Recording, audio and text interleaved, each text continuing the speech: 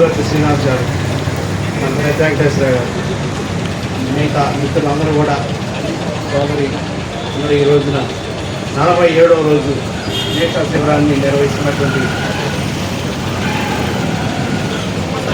అందరికీ కూడా నా హృదయపూర్వక ఆదరణ తెలియజేసుకుంటూ, అట్లాగే ప్రతిరోజు ఈ శిబిరాన్ని సందర్శించి తన సూచనలు ఇస్తున్నటువంటి రాజారావు గారు, అదేవిధంగా పొట్టి శంకరరావు గారు, మిగతా సీనియర్స్ అయినటువంటి నరసింహారావు గారు, అందరికీ కూడా నా హృదయపూర్వక అభినందనలు, ధన్యవాదాలు తెలియజేసుకుంటూ, మరి ఇన్ని రోజుల నుంచి అన్ని రాష్ట్రంలో ఉన్నటువంటి అన్ని బార్ అసోసియేషన్స్ కూడా చాలా ఏకకంఠంతో అందరూ కలిసి ప్రతి బార్ అసోసియేషన్లో ప్రజా వ్యతిరేక భూమి హక్కు చట్టం, ఏపీ ల్యాండ్ టైటిలింగ్ యాక్ట్కి వ్యతిరేకంగా ఉన్నటువంటి ఇబ్బందులన్నీ కూడా మీడియా ద్వారా, రిప్రజెంటేషన్ ద్వారా తెలియజేస్తున్నప్పటికీ కూడా ప్రభుత్వం నుంచి సరైనటువంటి స్పందన కరువైందన్నటువంటి సత్యం అన్నదానికి తెలిసిందే.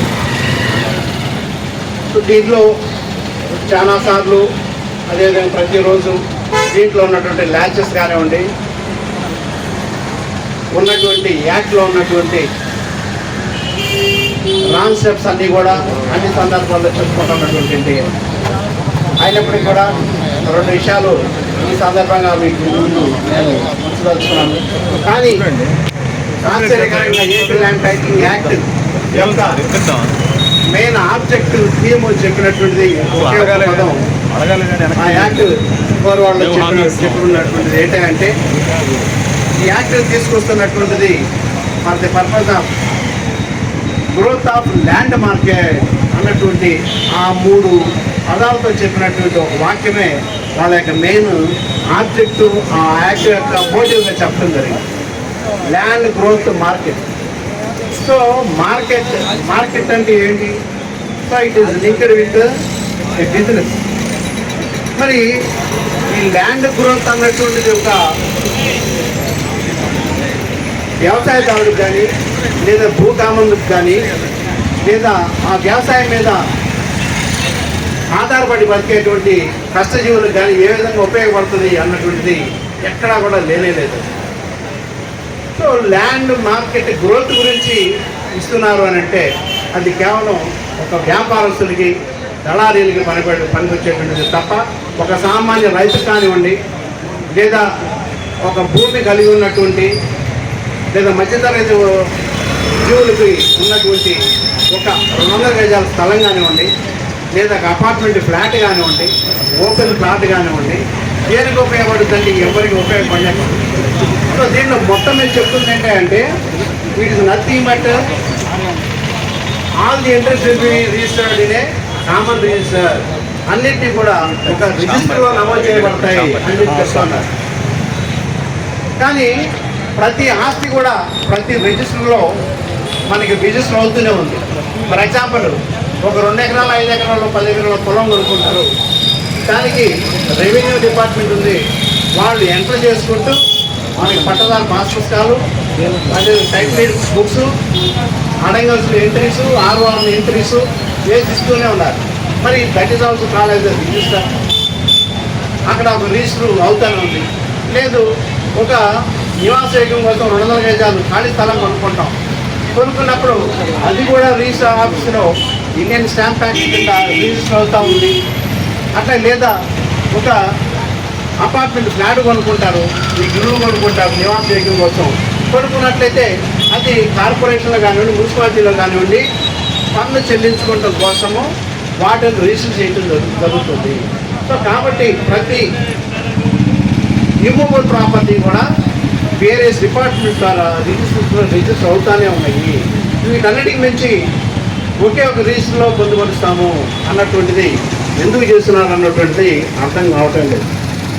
నేనైతే అనుకునేది ఏంటంటే, ఈ యాక్ట్ సెంట్రల్ గవర్నమెంట్ వాళ్ళు అన్ని రాష్ట్రాలు కూడా మీరు ఈ యాక్ట్ని పరిశీలించి దీన్ని పాస్ చేసి మాకు పంపించండి అన్నటువంటి ఒకే ఒక్క సెంట్రల్ గవర్నమెంట్ పంపించినట్లు ఒక ఉత్తర్వుల మేరకు మరి మరి ముఖ్యంగా అందరికంటే కూడా ముందుగా మన ప్రస్తుత గవర్నమెంట్ సెంట్రల్ గవర్నమెంట్ ఇచ్చి హుజూర్ అని అంటూ ఇమీడియట్గా పాస్ చేసి పంపించేయడం జరిగింది. దాంట్లో ఏమున్నాయి ఏంటి అన్నటువంటిది మరి బ్యూరోక్రాట్స్ ఏం చూసారేంటో తెలియదు. కానీ అవన్నీ చూసినట్లయితే అన్ని తప్పుల తడకలు ఉన్నాయి. దానివల్ల అయితే సామాన్య ప్రజలకు ఎవరికి ఏదన్నటువంటి ప్రయోజనం లేదు. కేవలం ఓన్లీ మల్టీనేషనల్ కంపెనీస్కి ఎవరైనా సరే 100 ఎకరాలు 1000 ఎకరాలు కొనాలి అని అంటే మధ్యలో ఇష్టం లేనటువంటి ఏ రైతు మాకు భూమి గురించి 50-60 సంవత్సరాలు 100 సంవత్సరాల నుంచి వస్తున్నటువంటి భూమి మేము మల్టీనేషనల్ కంపెనీలు మేము అడ్డు పెట్టుకుంటాము అని అనేటప్పుడు ఆ 100 ఎకరాల మధ్యలో గోడలో అడ్డొస్తున్నాడు అనేటువంటి ఉద్దేశంతో ఇవన్నీ కూడా ఒక రిజిస్టర్ పెట్టి వాటన్నిటిని కూడా వాళ్ళ దారాదత్వం వేయడానికి మాత్రమే చేసినటువంటి ఒక యాక్ట్గా కనబడుతుంది తప్ప సామాన్య ప్రజలకి అదేవిధంగా మధ్యతరగతి కుటుంబానికి ఎవరికి కూడా ఉపయోగపడేది చట్టం కానే కాదు. మీకు సందర్భంగా తెలియజేసుకుంటూ అట్లానే మనకి భారత రాజ్యాంగం ప్రకారం లేదా ప్రజాస్వామ్యాన్ని బాగా కాపాడేటువంటి వ్యవస్థలు ఏమిటి అని కనుక చూసినట్లయితే మనకు ఉన్నటువంటిది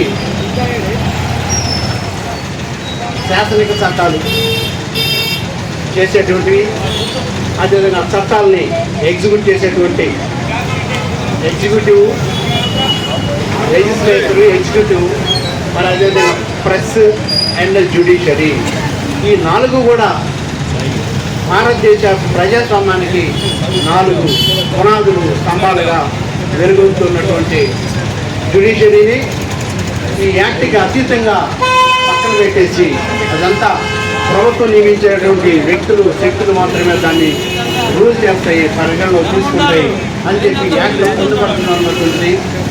నిజంగా జ్యుడిషియరీ న్యాయ వ్యవస్థని నిర్వీర్యం చేస్తూ మధ్యతరగతి వ్యక్తులు కానివ్వండి లేదా సామాన్యులు కానీ అందుబాటులో ఉండేటువంటి న్యాయ వ్యవస్థను దూరం చేస్తూ మల్టీనేషనల్ కంపెనీస్కి వీటన్నిటి అప్పచెప్పేటువంటి ఒక పిక్చర్ అయితే కనబడుతున్నాను నా అభిప్రాయం.